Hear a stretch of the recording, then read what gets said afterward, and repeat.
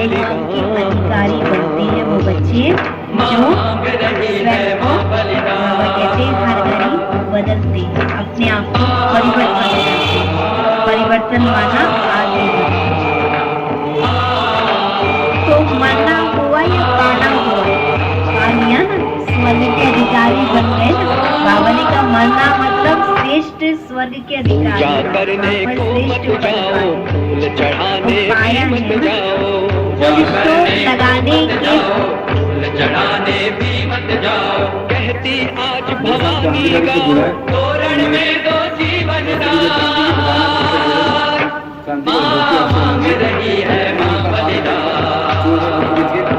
भारत माता की, भारत माता की, गौ माता की, मैया की, भारत के संतों की, भारत के शहीदों की, भारतीय सेना की, सत्य सनातन धर्म की जय करे जीवन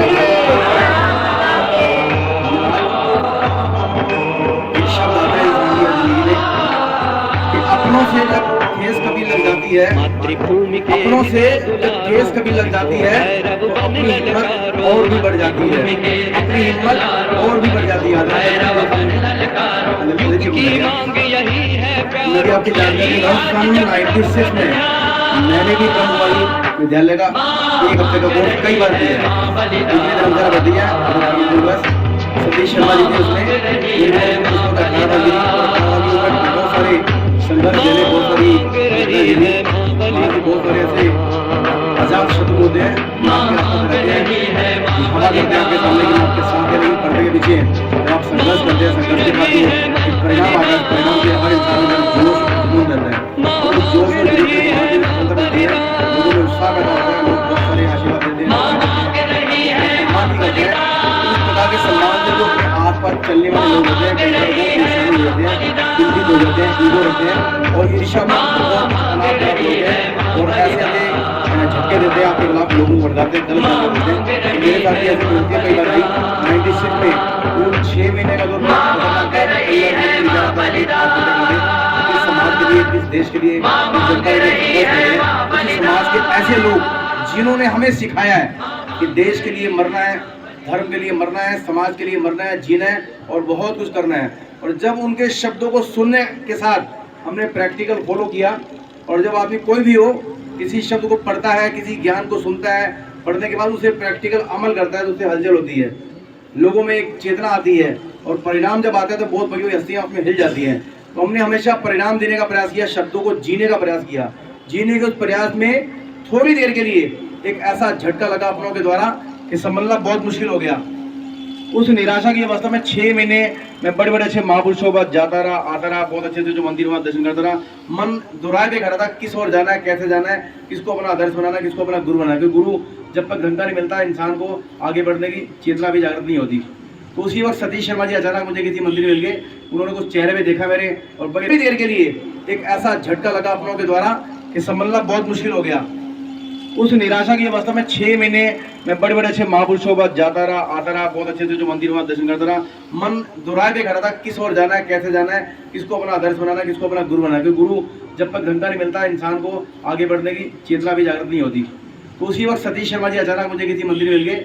उन्होंने कुछ चेहरे पे देखा मेरे, और बड़े श्रद्धा भाव से मैं कोई भी काम करता हूँ, बड़ी श्रद्धा भाव से करता हूँ और पूरे मन से समर्पित होकर करता हूँ, निस्वार्थ भाव से करता हूँ। किसी प्रकार का बचपन से ना छल कपट, ना कोई लागल भेंट, कोई लालच कभी रहा नहीं है। तो वो मुझे बुला के इन्वाइट करके एक पत्रक देके चले कि आपने इस आश्रम में आज शाम को 6 बजे अवश्य आना। तो मैं वो लोग ऐसे सुबह के 8 बजे थे, सुबह 8 से लेकर शाम 6 बजे तक वो 6 घंटे 8 घंटे काटना मेरे लिए इतना मुश्किल हो गया। कैसे कब इनसे मिलूं, कब इनके दर्शन हो, ऐसी वो क्या चीज़ मुझे बताने वाले हैं, ऐसा क्या रहस्य है जिसे जानने के बाद मेरे मन के अंदर निराशा खत्म हो जाएगी। इस प्रकार के कुछ वर्ड उसको कह के गए थे। तो मैं जब शाम को 6 बजे ब्रह्म कुमारी ईश्वर विद्यालय पहुंचा तो अंदर प्रवेश करते हुए ऐसा एक गुमनाम सा एक महल था, उसका नाम था पुतली धर्मशाला। उसी धर्मशाला के अंदर इतना गुमनाम सा रहस्यमय धर्मशाला बनी हुई थी के अंदर जैसे जैसे कदम मैं जीने पे रख रहा था, कदम रखते मन के अंदर जितनी निराशा थी वो दूर होती गई। और आधे घंटे की जो उन्होंने क्लास दी, कुछ जानकारियां दी, मन में इतना जबरदस्त परिवर्तन आया कि तब से लेके आज तक कभी निराशा नहीं आई मन में। और उससे कई हजार गुना संघर्ष तो बढ़ गए लेकिन कभी डगमगाए नहीं। जो संतों के द्वारा अच्छी अच्छी बातें सिखाई जाती है हमारे महापुरुषों द्वारा, तो जब दिमाग में आग लगा कर जाती है तो उसके साथ इंसान को बहुत बड़ी प्रेरणा मिलती है, ऊर्जा मिलती है, वो जोश हमेशा बरकरार रहता है। मेरे अंदर भी आज जो जोश है, जुनून है, आज पूरे भारत में मैं घूमता हूँ, पूरी दुनिया के अंदर आपके आशीर्वाद से नाम है, सैकड़ों डॉक्यूमेंट्रियां बन चुकी हैं, हजारों मुकदमे झेले हैं मैंने, सैकड़ों तरह की घटनाएं मेरे साथ घटी है, कई बार गोली चली है, आमने सामने फायरिंग हुई है, तब भी आज तक खरोच नहीं आई। क्योंकि हमारे शास्त्र में 3 बातें मुख्य तरी हैं। एक गीता का जो सबसे मेन अंश है कि धर्म करके भगवान से मांगना पड़ता है। क्या बोला मैंने? धर्म करके और कर्म करके भगवान को स्वयं देना पड़ता है। कर्म करके भगवान को स्वयं देना पड़ेगा। तो हमें क्या करना चाहिए? कर्म करना चाहिए। धर्म अपनी जगह पे है, धर्म करना चाहिए, अच्छी बात है, लेकिन अगर धर्म के मर्म को समझते हुए अगर कर्म नहीं करेंगे तो हमारे उस धर्म का भी लाभ हमें नहीं मिलने वाला। भगवान जी ने जो भी गीता में संदेश दिया, या हमने शास्त्रों में संदेश दिया, उसको केवल पढ़ते हैं, पढ़ने के अलावा कुछ करते नहीं है, लेकिन अपने आसपास लोगों को केवल चुनौती देने के लिए, उसको टकराने के लिए, कंपटीशन की भावना रखने के लिए मैं ज्यादा ज्ञानी हूँ, अगर इसने कोई बात बोली है उससे बड़ा ज्ञानी मैं हूँ, मेरे पास से ज्यादा जानकारी है, उसका ये मेरा प्रूफ है, ये इस किताब में लिखा है। वो अहम के भाव में आगे हम अपनी जो निजी चेतना है ईश्वर के प्रति उसको भूल जाते हैं।